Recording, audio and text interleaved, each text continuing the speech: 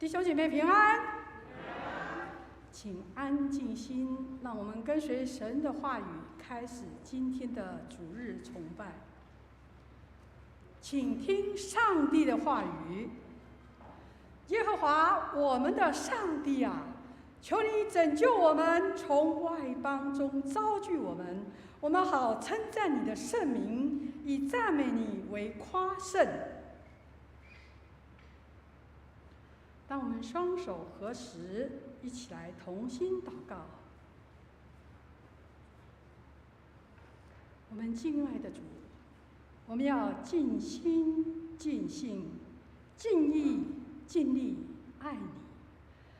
让我们以你的真理喂养我们的心灵，让你的美丽洁净我们的想象力，让你的爱敞开我们的心门，让我们为你的使命献上我们的意志。让我们日日勤读圣经，让你的话语成为我们一生的帮助。让我们常常祷告，因为我们知道无论身处何处，你都看顾着我们，陪伴着我们，我们的帮助都是从你而来。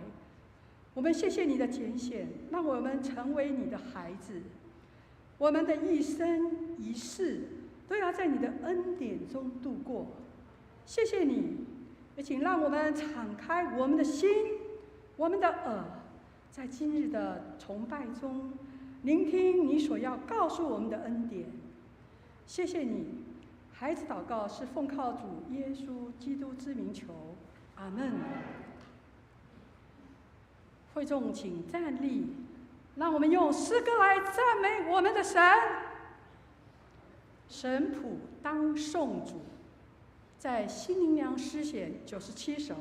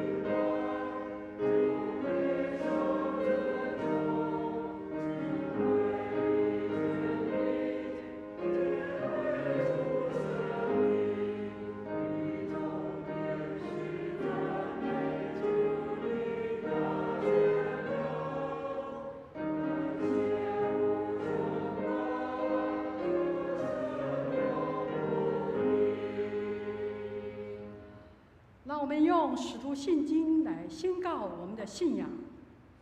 我信上帝全能的父，创造天地的主。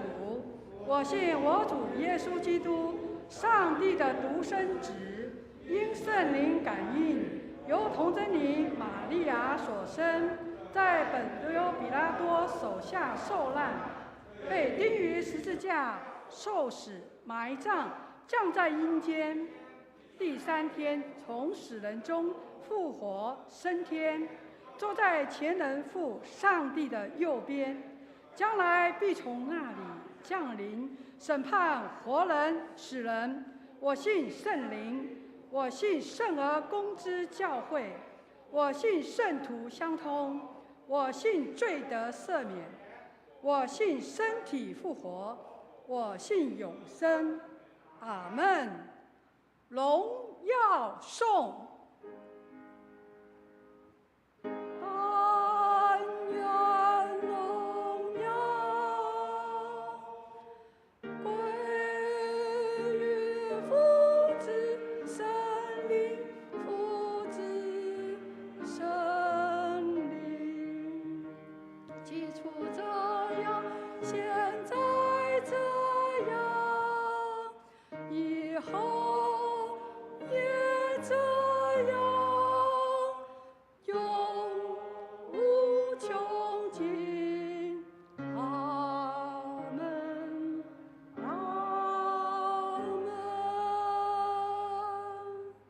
请坐。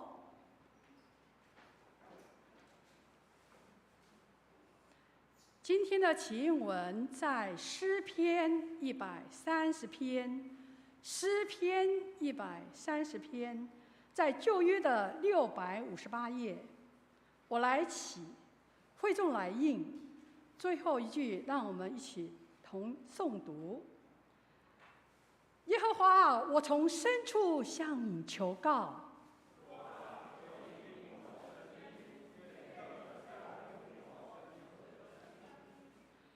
主耶和华，你若究察罪孽，但在你有赦免之恩。我等候耶和华，我的心等候。我的心等候主，胜于守夜的等候天亮。以色列啊，你当仰望耶和华。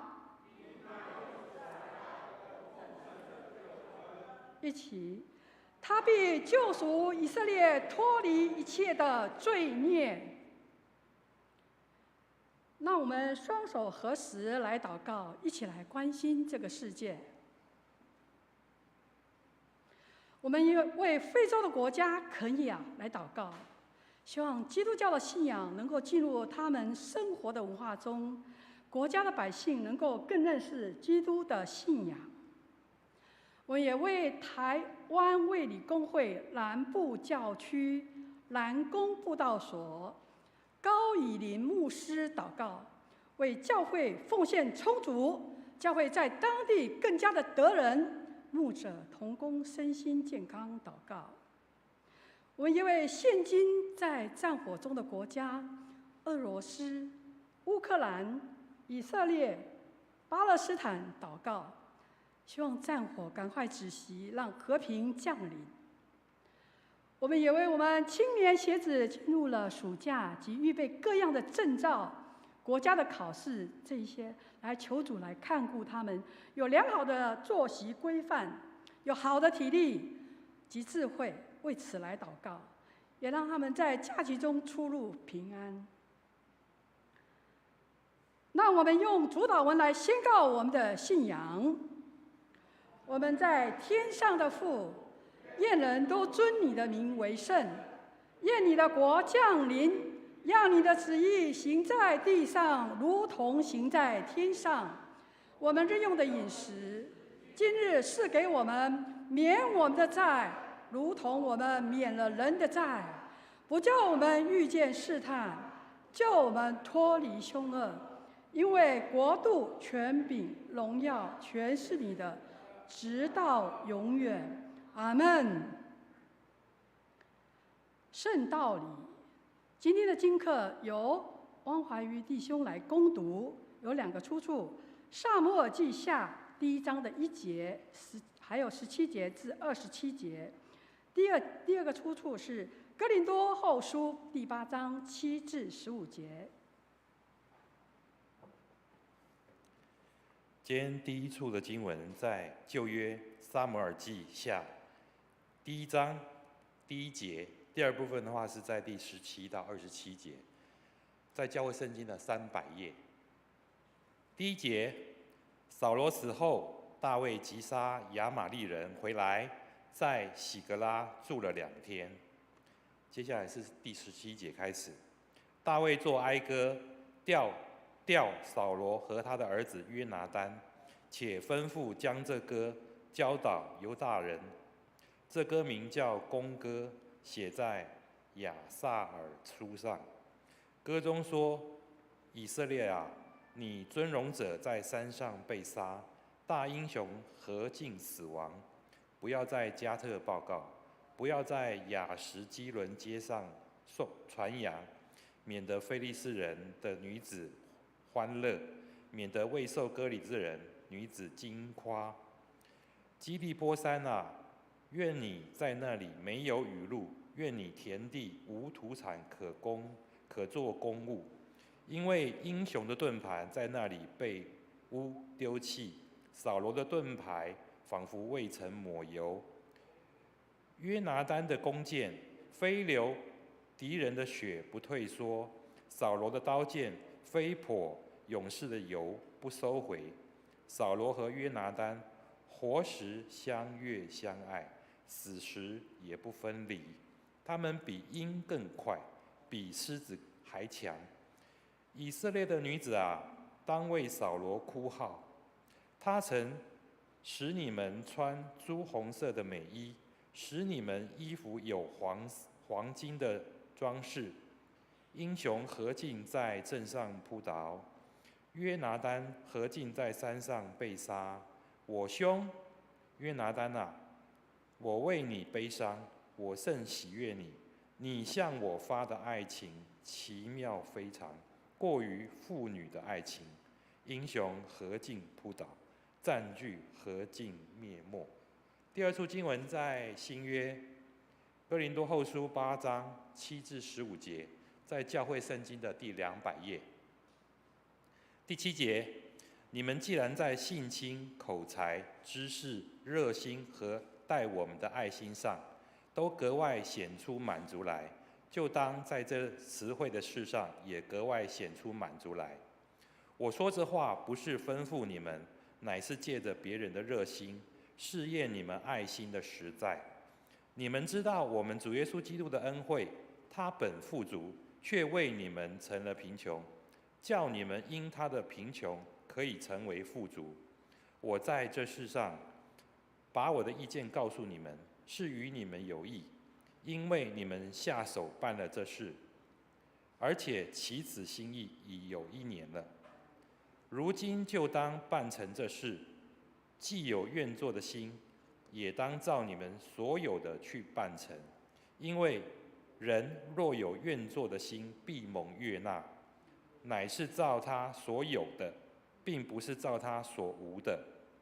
我原不是要别人轻省你们受累，乃是要均平，就是要你们的富余，现在可以补他们的不足，使他们富余，将来也可以补你们的不足，这就均平了。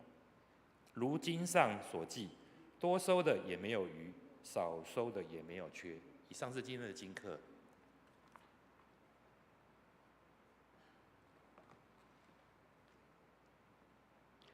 今天正道经文在马可福音第5章21至43节。马可福音第5章21至43节，在新约的43页。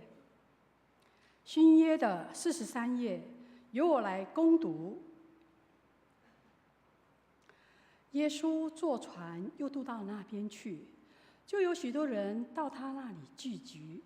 他正在海边上，有一个管会堂的人，名叫皚鲁，来见耶稣，就俯伏在他脚前，再三地求他说：“我的小女儿快死了，求你去按手在她身上，使她痊愈，得以活了。”耶稣就和他同去，有许多人跟随拥挤他。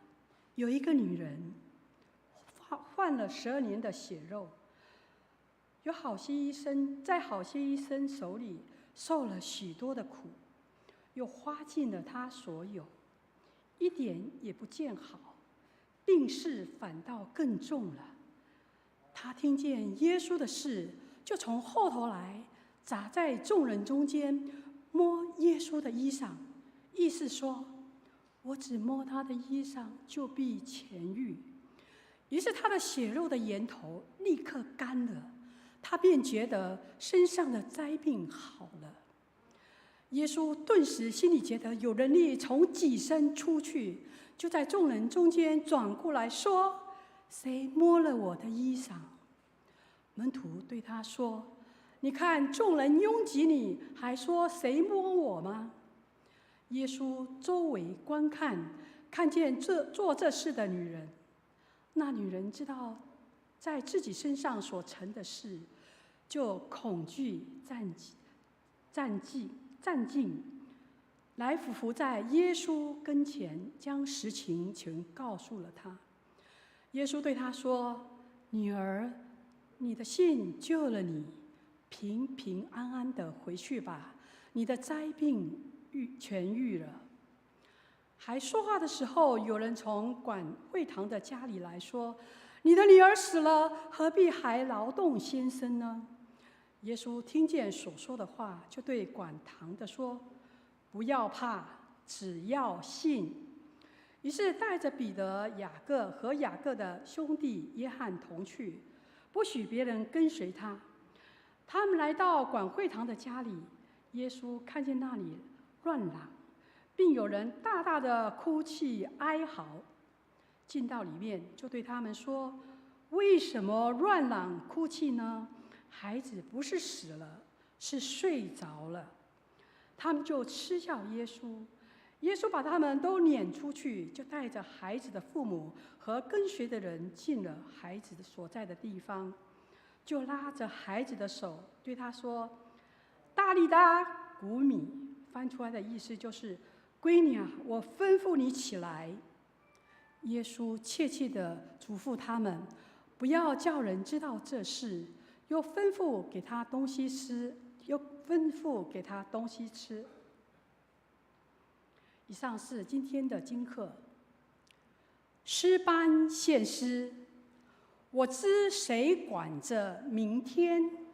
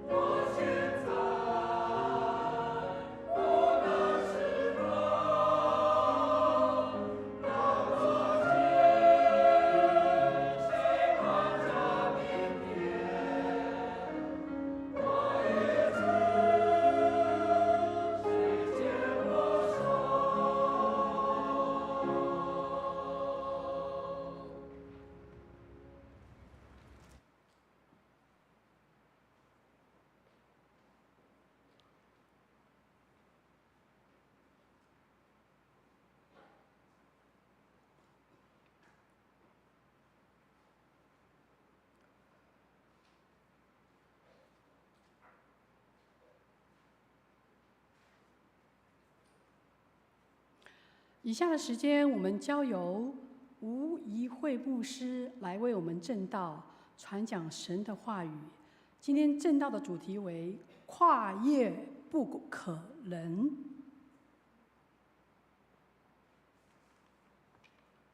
弟兄姐妹平安，线上的弟兄姐妹、楼上的弟兄姐妹，还有现场的弟兄姐妹。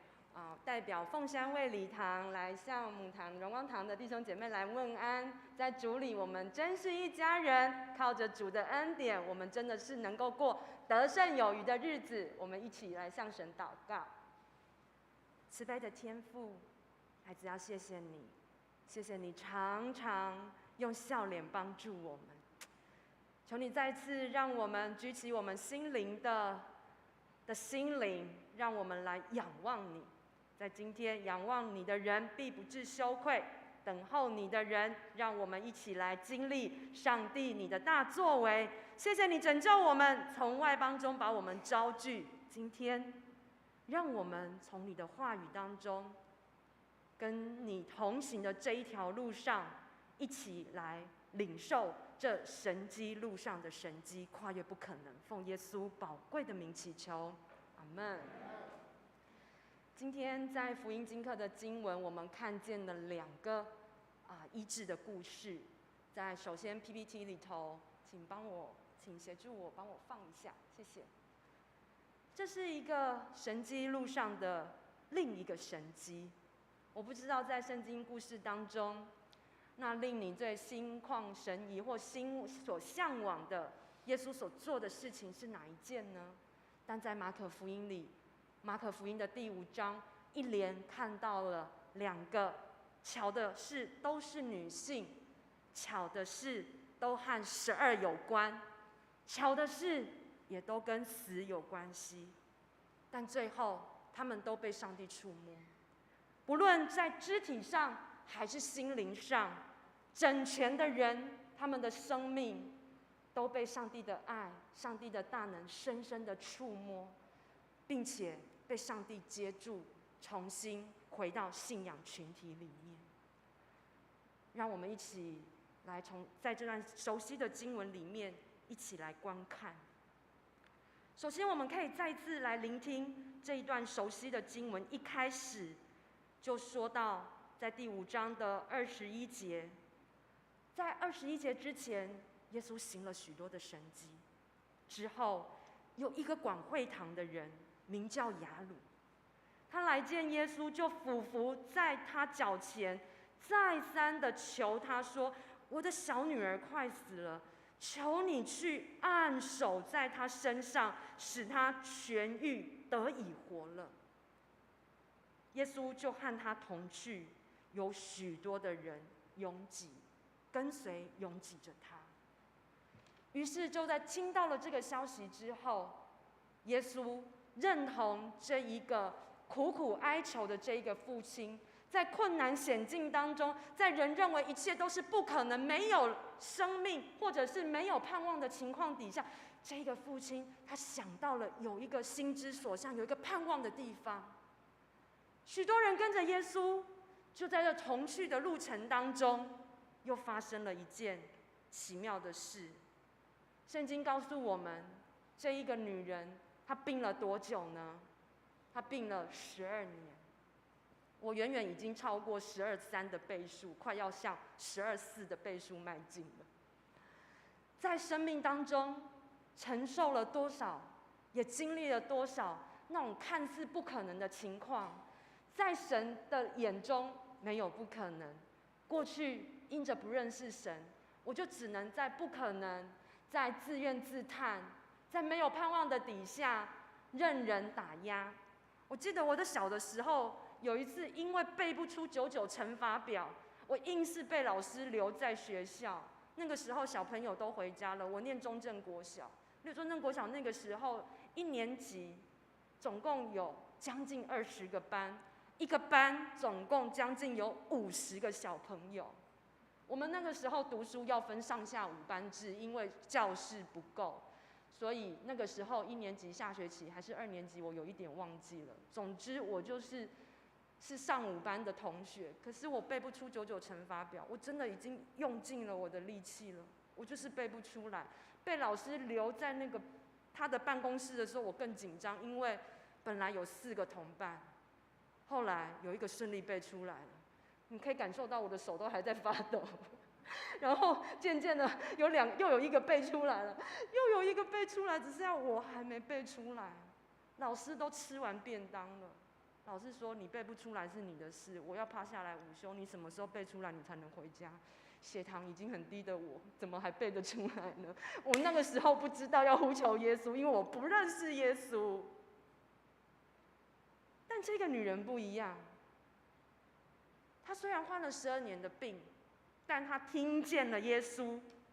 圣经告诉我们说，她听见耶稣的事，就从后头来，夹在众人中间，摸耶稣的衣裳，意思说，请记得，请注意，这个时候，这个12年血漏没有盼望的妇女燃起盼望的时候，她正在对她自己传福音。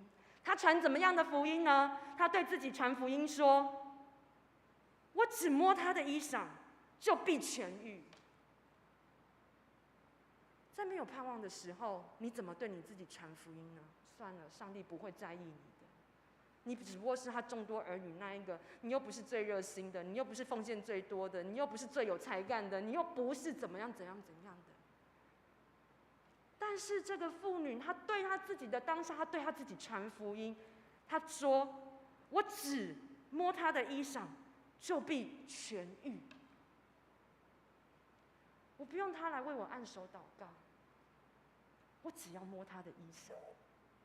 我不用他看着我的眼睛，命令我的疾病离去，因为我听过他的事，我相信他蛮有大能。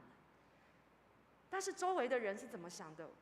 我们可以从接下来的经文发展可以看得出来。但就在那时刻，这是一个看到很完美的双向奔赴。什么意思呢？这个妇女立刻觉得她血漏的源头止住了，而耶稣同时他也觉得有能力出去，因为两者之间都是这么完全的敞开。上帝的能力就在等待那愿意开口的人，而这个开口的人，他就这么样的领受了一个完美的双向奔赴。你知道上帝奔向你，你的心也愿意这样奔向上帝吗？就在你读经的时候，就当你听到那激励你生命能够继续向着神的时候，你愿意跟着去吗？还是你的心选择留在当下呢？我看见这一个妇女美好的榜样，激励着我们每一位。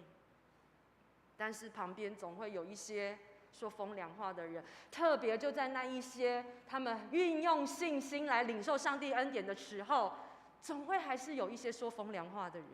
不论是在这个患12年血漏的妇女的身上，或是那一个病已经在那里已经早已奄奄一息的那个12岁的孩子的身上，周围的人，不论是当耶稣说是谁摸他呢？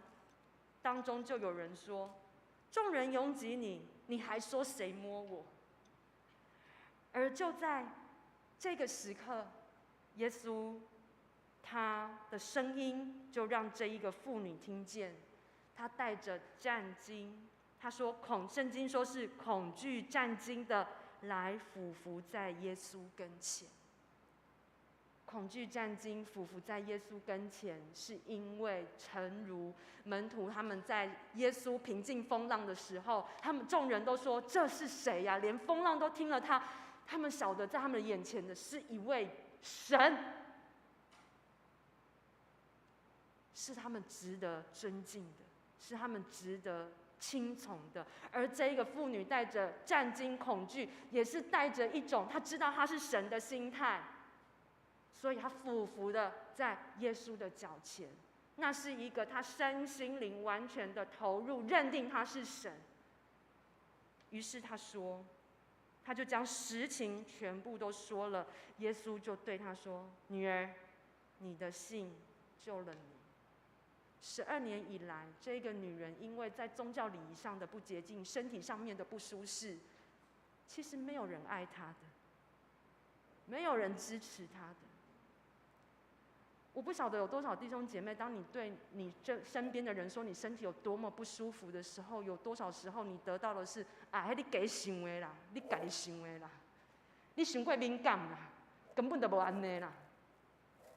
但是在那一些身体不舒服的人的身上，这些话，他们有多孤单？他们有多孤单呢？但耶稣完全知道，耶稣完全知道。耶稣说：“女儿，你的信救了你；儿子，你的信救了你；孩子，你的信救了你。因为你对我的认定，你知道我是谁，你的信救了你。”所以接下来，耶稣还在说这话的时候，耶稣完全的接纳他，并且再次宣告：平平安安的回去。你的灾病痊愈了。就在说这话的时候，下一页，有人从会堂主管的这个管会堂雅鲁的家里来，对他说：“你女儿死了，你何必还劳驾耶稣，劳驾老师？”又是一群看着一个愿意用信心的恩赐来到主的面前的人，旁边总会有一些人说风凉话。你要受这些说风凉话的人的影响吗？有时我信心软弱的时候，我会被影响。但是我感谢主，当这段圣经再一次对我说话的时候，我要转向神，我要转向神，并且听见耶稣对我说，看见耶稣不理会他们的声音，看见耶稣对这个管会堂的人说什么？我们一起说：不要怕，只要信。再一次，不要怕，只要信。不要怕，只要信。这不就是我们信耶稣的人所深深持定的盼望吗？我们要从我们内心当中这样对我们自己传福音：不要信，只要怕；不要怕，只要信。于是他就带着，我不晓得彼得、雅各、约翰是不是在前一个神迹当中，那一些对耶稣说：“众人拥挤你，你还说谁摸你的？”那一些人，我猜想他们可能不是。我猜想他们可能不是，否则耶稣在第二个神迹当中，他只有让雅各、约翰、彼得跟着他同进去，还有那个广会堂的父母这对夫妻进去，然后不许其他人跟着他。我想这3个门徒应该就不是那一些说风凉话，在第一个神迹当中说风凉话的那些人，所以他们继续紧紧跟着耶稣，他们又再一次要来见证奇迹，他们又要再次看见那不可能的要变为可能。所以耶稣看着一片吵闹，有人大声哭泣，进到里面对他们说：“你们为什么大吵大哭呢？孩子不是死了，是睡着了。”我不知道你为你的家人灵魂得救多久，祷告了多久，你觉得他们好像死了，但耶稣要告诉我们是，他们不是死了，他们是灵性睡着了，用我们的祷告来寻求神，使他们的灵性苏醒。不要太早放弃，在上帝那里永远都有戏。不要太早放弃。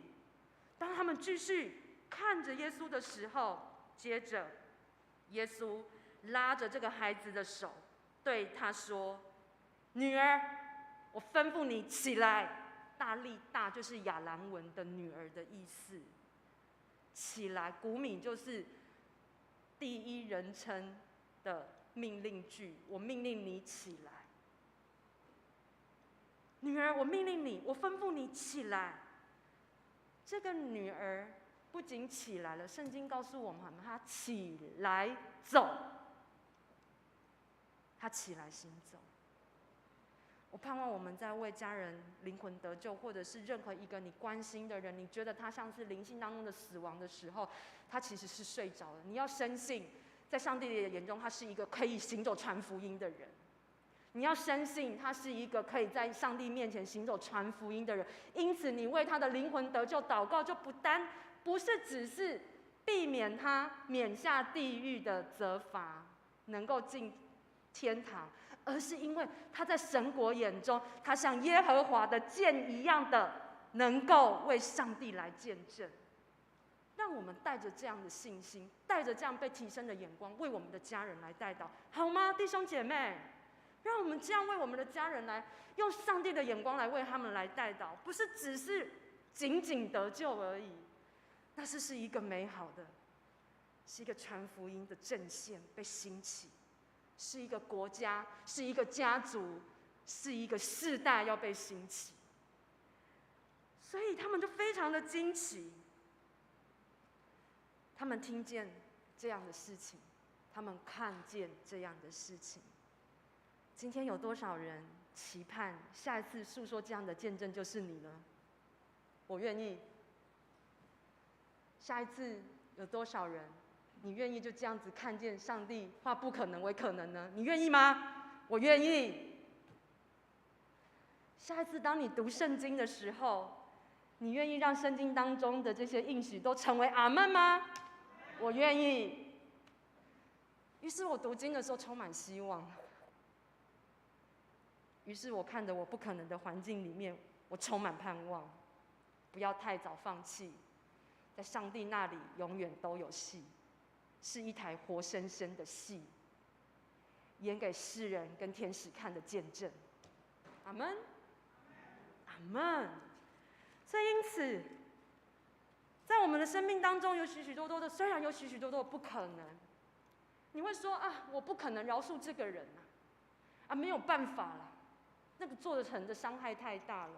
但我们却看见了，在旧约当中，大卫原本他是一个祝福扫罗王的人，可是想不到扫罗嫉妒他，恩将仇报的，处处要追杀他。扫罗有2次的大卫有2次的机会，可以对这个追杀他的仇人杀死他，因为以牙还牙，以眼还眼是很正常的事情。但是大卫有2次的机会，最后他只是割下他的袍子，让扫罗知道我是可以杀了你的，但因着我对上帝的敬畏，但因着上帝提升我的眼光，我愿意饶恕你。这个饶恕不是只是嘴巴说说的饶恕，不是只是心里有感动的饶恕，这个饶恕是真的有行动的饶恕，以至于当大卫听到扫罗他们在战场上的危急的时候，他冲锋陷阵之后，他还是得到了噩耗的时候，扫罗跟约拿单都死了的时候，他作哀歌。下一页，他作哀歌，这首哀歌叫做弓歌。在所有的圣经研究作者当中，他们都公认这是以色列当中一首很美的挽歌。这一首弓歌里头，在经文里头就让我们看见，他说：“以色列啊，你尊荣者在山上被杀，大英雄何进死亡？”最后一句：“英雄何进扑倒？占据何尽灭没。”他称扫罗是大英雄，大英雄做了狗熊的事情，他还是愿意承认他是大英雄，是因为他不是用人局限以及受伤的角度来看这件事，而是他可以用上帝的眼光来看见，那是一个按着上帝形象所造的人，跨越他生命当中种种的伤痕，各样的威胁，话语的逼迫，眼神的逼迫，行动的逼迫，整个用国家机器来对付他的这样的逼迫，他愿意放下。我相信大卫他是像诗篇130篇的诗人，他的心等候主胜于守夜的等候天亮。他的心对上帝有一个深深的等候，以至于他写下了这个弓歌。最后，我相信约拿单是一个常常用弓箭的人，因为在经文里头22节说，约拿单的弓箭非流敌人的血不退缩，扫罗的刀剑非婆永续的油不收回。他为着这个曾经一起相亲相爱的弟兄，他也为他感到惋惜。他对他的爱并没有因着他父亲的缘故就迁怒于他人。多少时候我们会因着别人对我们的恶待，我们可能真的一竿子打翻了一船的人，他们都是坏人。像保罗，我想大卫的生命让我们看见这样的美好，在这伤害，在那看似不可能跨越、不可能饶恕的事情的时候，大卫他愿意这样按着上帝的心意，在他的生命当中化不可能为可能。下2页，我不知道对你我而言，你的生命有哪些你觉得那是不可能跨越过去的？可能像大卫那样，面对伤害你的人，但是他最后选择了上帝的路，他选择了饶恕，他选择了写下了极美的这样子的挽歌去纪念，让他那个饶恕的功课学得更加的完全，留下了一个完美的一个记号，一个印记在那里。奉献的事情，很多时候在奉献的事情，我想不单指金钱的奉献，当然，保罗在今天的书信经课里面确实讲到奉献这个词，他特地用的，在哥林多后书的经文里面，保罗鼓励哥林多教会要能够在已经开办了1年的收集奉献的事情，要去救助耶路撒冷的教会，因为当时耶路撒冷的教会在主后46、47年，就是主后40年代的时候，发生了极大的饥荒，有很多人是非常非常的贫穷。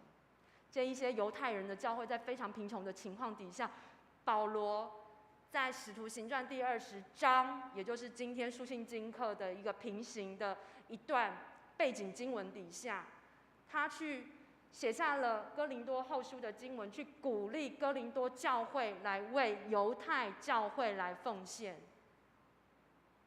其实那时候已经饥荒了好久了，保罗不是去解耶路撒冷教会的燃眉之急，因为如果真的是救急不救穷的话，应该在主后40几年他就赶快写这个书信。但是如果我们从圣经考察当中就可以看见，保罗在那个时候大概是主后50几年的事了。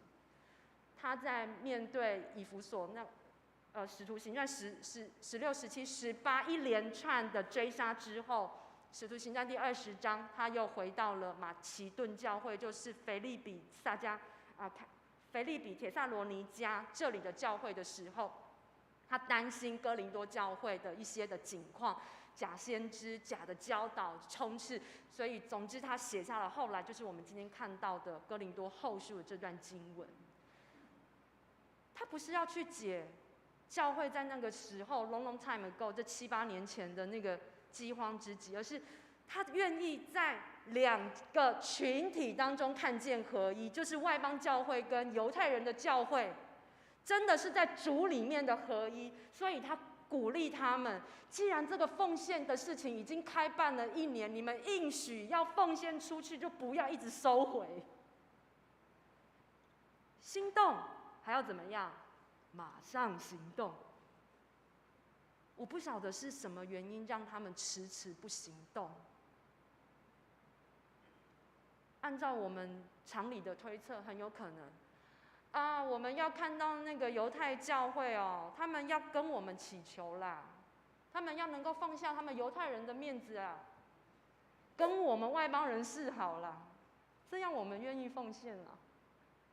我不晓得他们是不是这样想的，但是在哥林多后书的这段经文却很清楚的让我们看见，很有可能的原因是因为保罗继续对他们说，保罗怎么对他们说呢？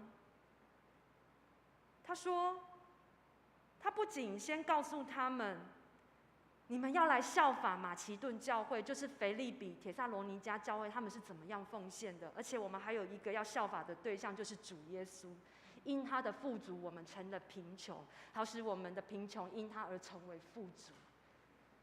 都不是因为看谁先对我们示好。难道耶稣让你的贫穷变为富足，是因为你做了乖宝宝，你才得到上帝的恩典吗？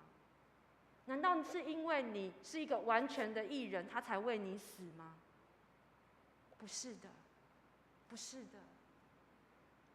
所以他鼓励我们，真的从自己自我为中心的眼目放下，而来看见从上帝的角度来看事，以至于最后他引用以色列百姓在出埃及在旷野的日子，神赐给他们玛纳的那个时候，他说要按着自己的饭量收取，多收的也没有余，少收的也没有缺。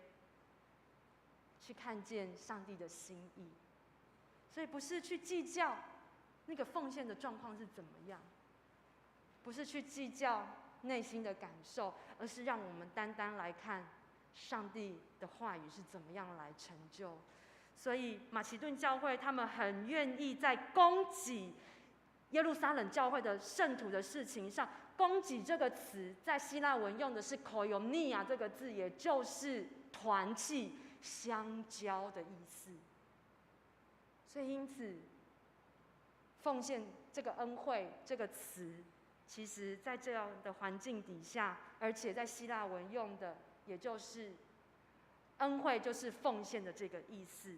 保罗在这里特别讲的是金钱的奉献，所以我们可以放心的给我们的金钱，给我们的时间，给我们的体力，我们一定不会有所亏损的。下一页。我在去年的时候，非常谢谢各位为我们凤山卫理堂奉献，让我们可以再有一个阶段，可以为上帝来开展免费儿童课后照顾这个计划。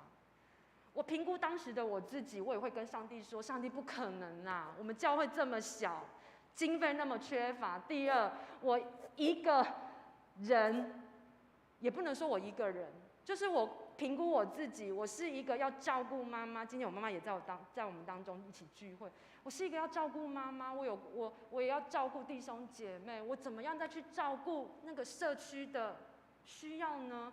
我的时间、我的体力都很有限啊，不可能。可是这个感动在我里面，我感谢上帝，让我有心动，还继续行动。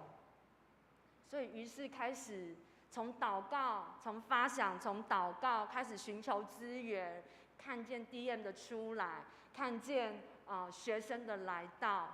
今年4月的时候来了第一个小朋友，这个小朋友呢，他真的是一个很需要被帮助的，因为他们家有3个小孩，中低收入户，爸爸一个单亲要带3个小朋友。这个小朋友真的就是在我们期待要帮助的那个对象当中。这个小朋友他有一天跟我说：“老师，你知道我有多穷吗？我们班上的同学，他们都是爸爸妈妈开车带他们上学，只有我自己要骑脚踏车上学。爸爸没有时间载他到，他要自己骑脚踏车。他才小学4年级。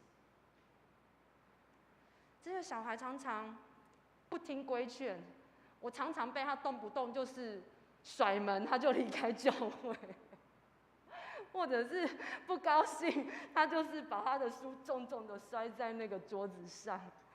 我说：“主啊，请你帮助我，我要有你的耐心，请你让我有智慧，在这个不可能的底下，我想要知道怎么样让这个小孩感受到上帝的爱，感受到他自己其实是需要被归正。”每一个礼拜跟他互动10小时。下一页。这一个学期到期末考的时候，他说：“老师，我真的都有复习，因为他真的期中考考得很不错。他说：老师，我从来没有国语考，从来没有数学考90分以上过。所以这一次期中考到期末考之间，他就说：老师，我真的有复习，你真的不用再给我复习了。那我心里想说，不行啦，我还是有一个责任在。那我说，要不然我们今天用积木好，我们用积木来复习国语好了，我们就来复习成语。30个积木可以复习哪一些词呢？他说：老师，我知道。第一个就是你们可能看不是很清楚哦，这个成语，如果你家小孩是4年级用康轩版的教材，你就知道有一个成语叫做一介不取，那小朋友就拼一介不取出来。再来，他说：老师，这30个积木还可以拼步步，然后再把它重新弄掉，变成高升，总共30个积木之内可以搞定。最后呢，这小朋友他说：老师，那你先离开一下。我说：你要做什么？我很担心他捣乱。你要做什么？他说：你放心啦，你先去旁边啦，你不可以偷看哦。我想说他要做什么呢？我说好，我不偷看。然后他之后说：老师你出来，下一页，谢谢。他就拼了一个这个东西，你们在笑，你们是不是看得懂？我只看得出来上面那一个是爱心。第二个我看不出来是什么，你们看得出来那第二个下面那个是什么吗？你们好厉害哦！你们比我更适合当凤山卫理堂免费儿童课后班的老师。他们拼个眼镜啊，刚好我就是戴眼镜，我就说你是不是要告诉我你很爱老师？他就很腼腆的点点头。我就对他说：谢谢你，我也很高兴你这样告诉我，因为你知道我也很关心你。我也很爱你。在这个不可能当中，一开始的当下真的觉得不可能，当我们实际一步一步做的时候，我们就看见在上帝手中，不可能都化为可能。我不晓得在你的生命这时候的境况底下，下一页，谢谢。你正在面临什么样难以承受的挑战呢？耶稣去触摸了那一个12岁的女孩，那一个患了12年血漏的妇女，她去触摸了耶稣。上帝是很愿意触摸我们的。下一页，因为我们的神他是蛮有全能的那一位，他会带领你跨越一切的不可能。阿们。我们一起祷告。亲爱的天父，求你来祝福，不论是在荧幕当中所正在观看线上聚会的，或者是在2楼、在3楼、在4楼，在任何一个地方，在任何一个坐在，不论是你在任何一个地方，我知道上帝，你知道他们在你心中是有多么的贵重。主啊，请你引导我们，让我们在基督里跟你合而为一，不去看我们的环境有多么的不可能，而是单单的让上帝你的大能注入在这一切不可能的环境当中，好叫我们这一些外邦人能够欢呼述说你的奇妙作为。奉耶稣宝贵的名祈求，阿们。我们非常感谢吴怡慧牧师用神的话语来坚固、激励、造就我们，也让我们呢每天呢更加的勤读圣经，让上帝的话语日日的更新你的心，更新你的眼光，更新你的视野，更新你的思维，让跨越不可能成为可能。OK， 那回应奉献礼。现在请会众站立，我们用回应诗歌来赞美回应神对我们的爱。用心灵粮诗选255首，我最极重。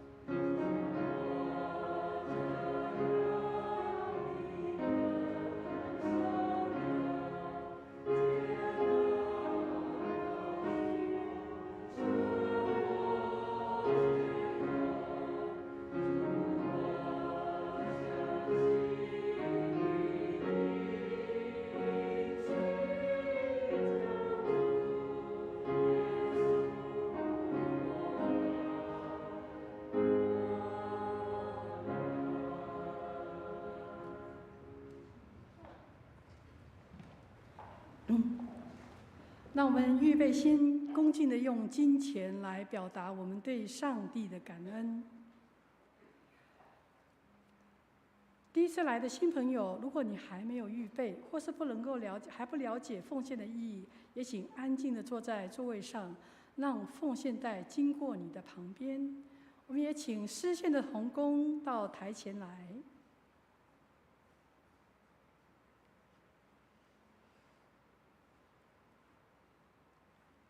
让我们双手合十来做奉献祷告。神啊，我们衷心的感谢你，因为我们所拥有的一切都是从你而来。我们有的生命、工作、读书的机会、家庭的生活，都全赖你的恩典所赐下。故此，你配受赞美和感谢。现在我们愿意以金钱奉献作为祭物献给你，因为这一切原本就是属于你的。我们甘心乐意的献上，愿你悦纳。求你同时使我们教会有聪明智慧，去应用在你的事工上，让我们的教会被造就，福音得以兴旺。主啊，我们是需要你的赐福，我们也感谢你，谢谢你垂听我们诚心的感谢和祈求。祷告是奉靠主耶稣基督之名求，阿们。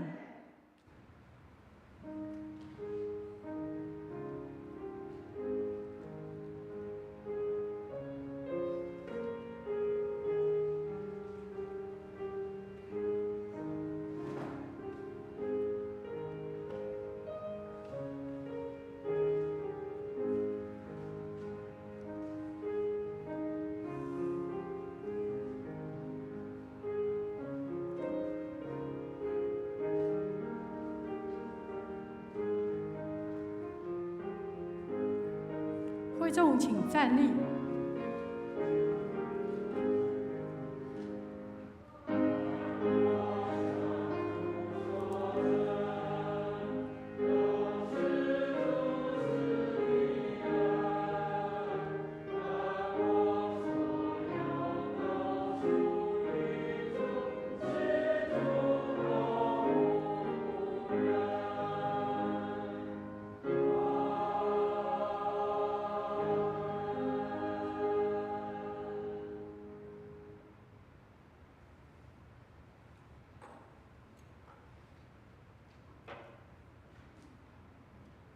请坐。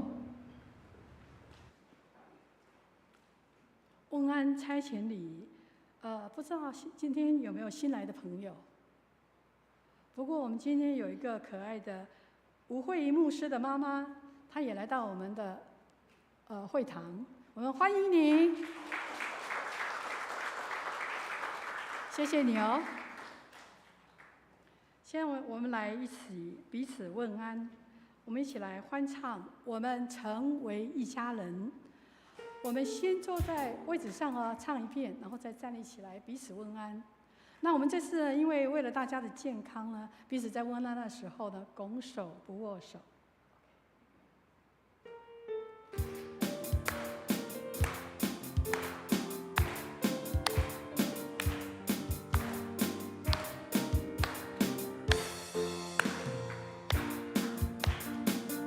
我们成为一家人，因着耶稣，因着耶稣，终生儿女。成为一家人，因着耶稣。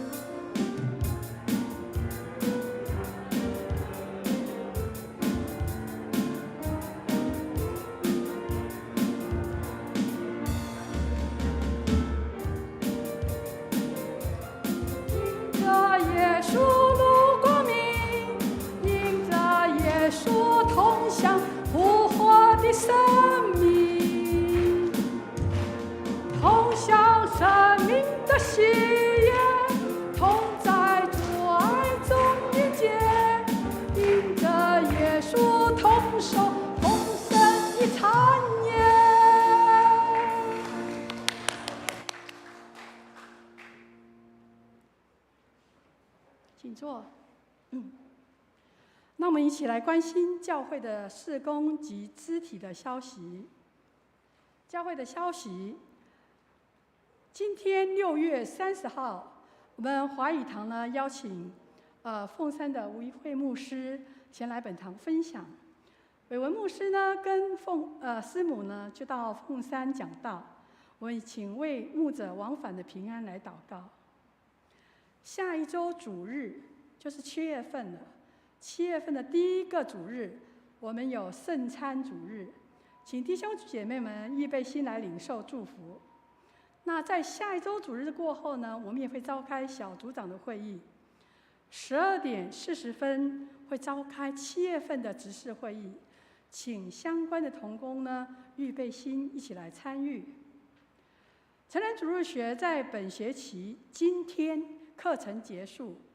7月7号呢，主日我们将会颁发勤学鼓励，请弟兄姐妹们把握上课的时间。7月7号，下一个主日呢，启发课程的实验小组就开课喽。每周的主日过后11点半到12点半，1个小时，我们为期有12周的时间。在这个课程里头，我们会提供餐点。总共的人数是12个人为一班，目前还有4个名额，请大家来把握机会来参与学习。当然，我们以小组长优先，这个课程都是免费的。那您如果要报名的话，请洽蔡牧师或是办公室。报名截止日就是今天，所以请大家来把握机会。2024年呢，总会 MYF 的卫理青年团的暑假举办的开启小铃铛 Follow Jesus， 邀请本堂的青年。本堂的青年呢，他是界定在小5升小6，还有到高中毕业这些孩子们来参加。学员的费用是3500块，包含食宿、交通、保险。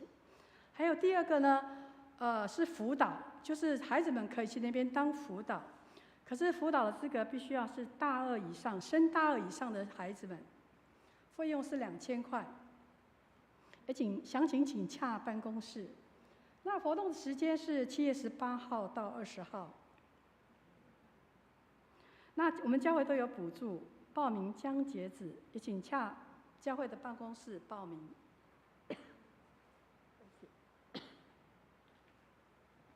对不起，我有点想咳嗽。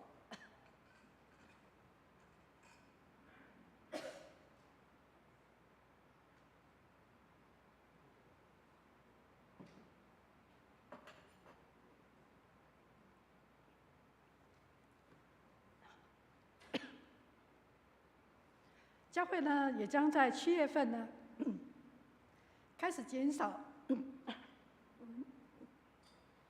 1/3的周报印刷量了。那办公室将会在各群组当中发那个电子周报及通知，减少纸张的使用。如果弟兄姐妹们，你们还没有你们可以用手机，到时候教会有 QR code， 你可以用手机扫描。那教会你如果参加小组的话，它也发到小组里面，打开就可以了。那打开给你们，你们也可以先看一下。那教会也将在7月、8月推动各项的暑期的读经课程，有2个课程。第一个课程是在每周6上午9点半到11点半，2个小时，它是台语读经班。这次读经的内容是马可福音。第二个内容是每周5的晚上7点到8点，这是线上赖群组的读书分享会。它的课程内容是灵命成长的52个好习惯，这些课程都是免费的，然后即日起就开始可以参与报名的。所以弟兄姐妹们，你们可以到办公室，办公室洽商，就可以了解所有的内容。那么卫理神学院呢，延伸班下学期会开始进行教会的历史课程。这次的讲师还是刘清浅牧师。邀请弟兄姐妹来为这件事情来关心祷告，已经开始开放登记报名了。再来是国内的疫情有再次升温的现象，卫生单位并没有强制的要求。那弟兄姐妹们，你们就不管是保护自己或保护别人，还是尽量佩戴口罩，而且你们要记得勤洗手 ，OK？ 那再来有一个很棒的夏令会哦，就是第52届卫理公会全国的姐妹会夏令会，它开始报名了哦。它活动的时间是在8月份的16号到17号，在礼拜5跟礼拜6的时间。活动的地点是在苗栗西湖的度假村。这次邀请的讲员是天印合唱团。哦，那有相关的海报也张贴在布告栏，报名可以洽办公室的干事。也希望兄弟姐妹姐妹们，听说好像家庭也可以去。不只有限定姐妹，希望大家也可以来一起参与哦。那我们也为教会各种事工的推动来关心复兴守望，所以我们也邀请弟兄姐妹们能够实体的哦，参加礼拜4晚上7点半的查经祷告会。那我们一起来为所关心的事情来祷告。那在公布栏上面呢，我们已经把7月份到9月份的献花的表已经张贴上去了，请会友们自行前往登记。本堂的实习神学生陈淑妍传道，他7、8月份的时候暑期他会回到印尼去实习，求主看顾他，实习有恩膏，出入平安。肢体消息，因为进入夏季了，我们也看到最近天气忽冷忽热。忽然下太阳，突然有大太阳，突然下雨，所以气候变化很大。请大家出外的时候特别留意自己的出入平安。也请大家呢为着近日的肠病毒还有登革热严重的疫情来祷告。也请有主呢看顾各地的学校民众，请大家注重环境及个人的卫生，杜绝肠病毒、登革热的传染蔓延。弟兄姐妹们，外出要多注意自己自身的防护。我们也为确诊的弟兄姐妹身体的治疗及复原来祷告。下面有一段是我们教会的弟兄姐妹们我们参阅周报就好了。然后请大家在每天读经祷告的时候，为他们的身心灵的健康来代祷，因为他们身体有很多不舒服的地方。OK。会众请站立，3、1颂。普天之下，万国万民，皆声赞美父子圣灵，三位一体，同荣同尊。万有之源，万福之本。阿门。请坐。我们现在请吴怡慧牧师来为我们祝福祷告。对不起，请站立。让我们来一起领受上帝的祝福。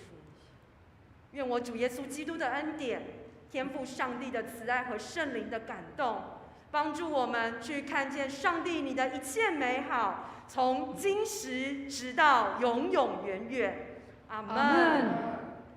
阿门颂。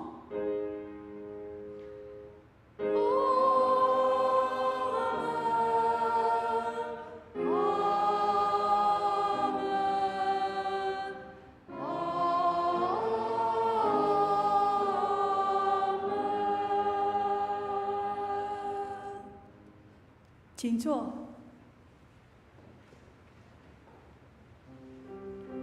在订阅中，如果你有病痛、忧伤的兄弟姐妹，欢迎你到前面来，牧师会为你祷告。